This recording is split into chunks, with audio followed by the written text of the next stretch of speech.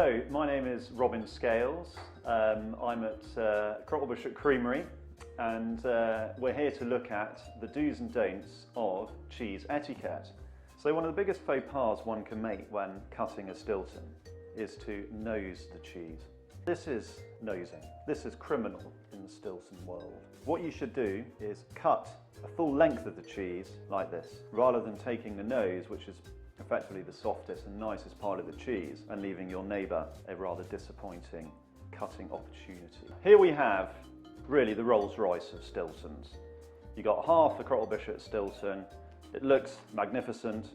Now, how do you eat it? This is the question. How do you cut it? Well, what you should do is cut round the cheese like this. So not like a cake, but all the way round until you've taken enough for a portion, and this is a reasonably healthy portion for myself there. And that really is the best way of eating it.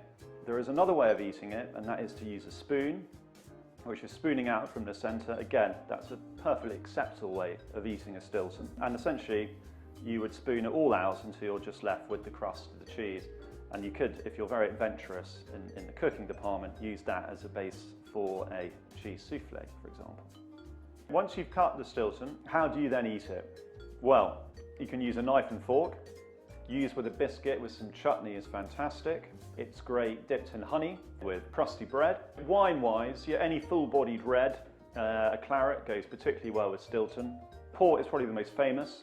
In the past, people have poured a bottle of port into a cheese.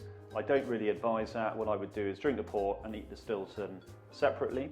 So once you have scooped out your lovely soft Stilton, place quite a large helping on a bit, and you know what happens next.